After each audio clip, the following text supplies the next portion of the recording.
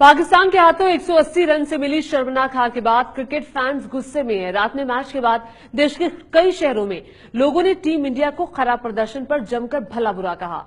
लोगों के गुस्से को देखते हुए रात में रांची में धोनी के घर की सुरक्षा बढ़ानी पड़ी।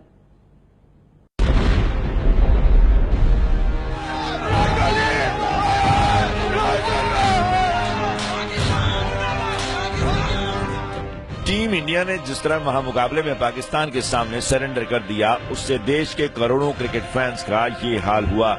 मैच के बाद लोगों का गुस्सा फूट पड़ा और विराट कोहली के खिलाफ जमकर नारेबाजी हुई।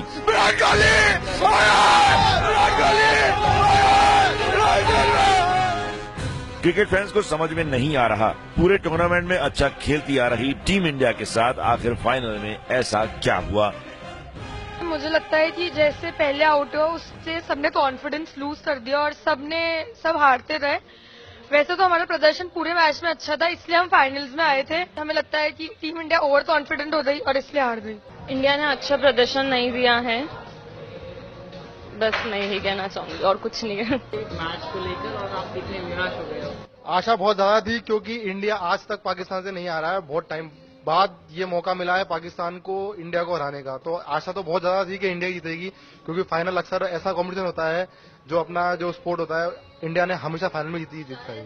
शायद Indians over confidence, not only Indian players, हम लोग सभी एज एन इंडियंस बहुत ज्यादा कॉन्फिडेंस में थी कि नहीं इस बार तो हमारे पास आ गई ये ट्रॉफी, हमारे पास आ गई ये ट्रॉफी। पर ठीक है, कभी निराशाजनक स्थिति भी हो जाती है। आगरा में तो लोगों ने अपने घर का पुराना टीवी सेट फोड़कर गुस्से का इजहार किया, तो रांची में धोनी के घर की सुरक्षा बढ़ा दी गई। जनता से लेकर सितारे तक इस बड़ी हार पर गुस्से में दिखे। कुछ लोगों ने टीम इंडिया की हार को भूलकर हॉकी टीम को पाकिस्तान पर जीत के लिए बधाई देनी शुरू कर दी।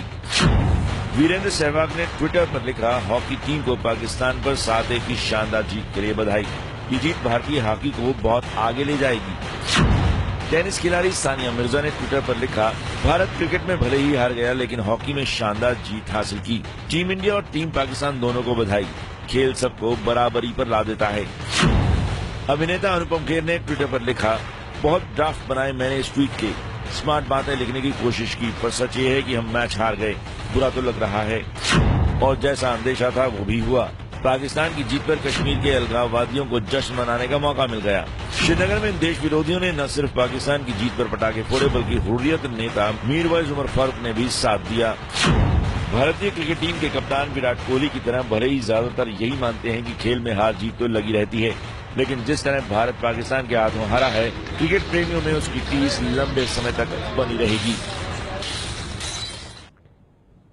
और इस शर्मनाक हार के बाद कप्तान विराट कोहली मीडिया के सामने आए। मीडिया के सामने उनके पास ना तो हार के जिम्मेदारों के नाम थे और ना ही कोई ठोस वजह थी। उनके पास था तो सिर्फ पाकिस्तान की तारीफों का पुलिंदा। पूरी हार को भारी भरकम लच्छेदार शब्दों के पीछे छिपाने की कोशिश भी साफ नजर आई। Really had a good performance. I congratulated them in the post match. I would do the same here because they deserve to win. They certainly played really good cricket, and they also needed victories like these for them as a team. So a guy like Zaman, when he gets going, because he plays unorthodox shots, when players like that get going on their day, it becomes really difficult to stop them, because I think 80% of his shots were high risk and they were all coming off. So you can only do so much, as I said, as a bowler and a captain when that is happening, and you try to hit the best areas possible for those players. But sometimes you have to sit and say, the guy is good enough on the day to tackle everything, and you can only do so much. Bumrah ने तो 3 no ball और 5 wide डाली। इससे पहले श्रीलंका भी league round में पाकिस्तान को 23 रनों का तोहफा देकर टूर्नामेंट से बाहर हुआ था। क्या आपने उस मैच से सबक नहीं लिया?